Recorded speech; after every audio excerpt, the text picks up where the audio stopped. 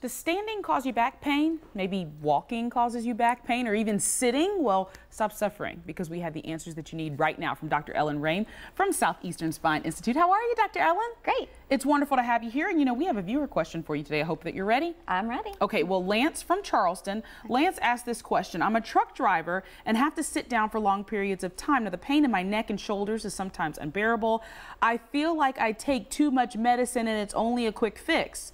Does Dr. Rame have any tips or know what might be wrong? That was a short form right there on your screen, but I just gave you Lance's question, and it sounds like Lance has an issue. Yes, definitely. I mean, and it sounds very serious to me in terms of it's definitely affecting his quality of life, right, and perhaps his ability to perform his job, which is quite serious. It sounds like he's just been doing what we talk about a lot.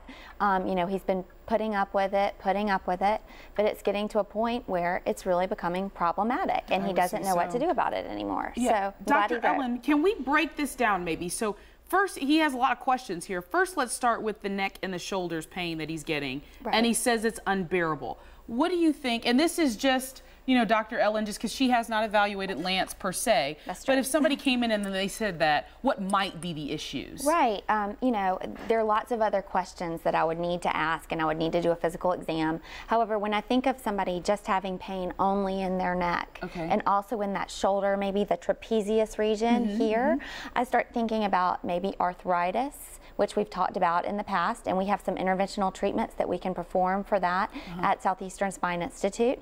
And also, sometimes muscle spasm can be related to that. Of course, there can be underlying problems such as degenerative disc disease, and other issues as well could play in. But just my gut instinct when somebody has mostly pain all in the neck and here in the shoulders is that it's probably arthritis with muscle spasm. Okay, when you say arthritis, I know that I have arthritis in my knees, and I don't consider myself, I know that I'm not 70 or 80 years old. So you can have arthritis at any age? Right.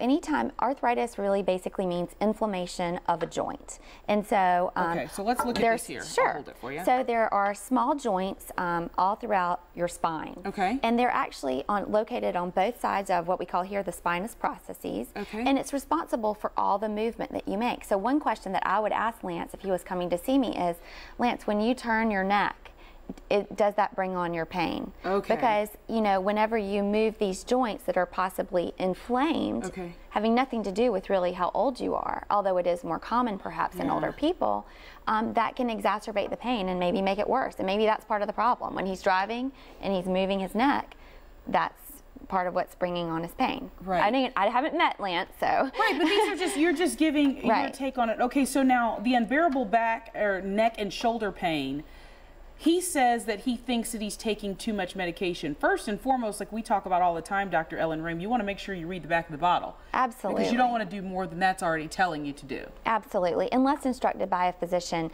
you really need to pay attention if you're taking Advil, Aleve, ibuprofen, Motrin, knowing that all four of those medications are all anti-inflammatory medications, all of which can help with arthritis, but they're all basically the same category of medicine. You need to pick one, stick with that medication, and don't exceed the amount that's written on the bottle. Also very important to always take those medications with food, or else you can get some stomach upset. Okay. But he should really come in and be seen and be evaluated, because there are probably different medications that aren't available over the counter, as well as possible interventional procedures that could really improve his quality of life and his ability to perform his job on a day-to-day basis. Right, and exciting things happening over at Southeastern Spine Institute, because you're moving into your brand new building. Yes. It looks amazing over there. We're really excited. It's state of the art. At this point, we think we're going to be in it about the end of May. Wonderful. So would love to have anyone come visit us that's having problems such as Lance, or your problems don't have to be so severe. If it's pain and it's bothering your day-to-day life, come in, see us, get evaluated, see if we can help you. That's for sure. We'll go see Dr. Ellen Rame. She's over at Southeastern Spine Institute. For more information, go to our website at abcnews4.com. Thank you so much, Dr. Ellen. Thanks. All right, well, lunchtime come early. Chef Brett McKee is whipping up something tasty in the Low Country Live kitchen. Stay with us.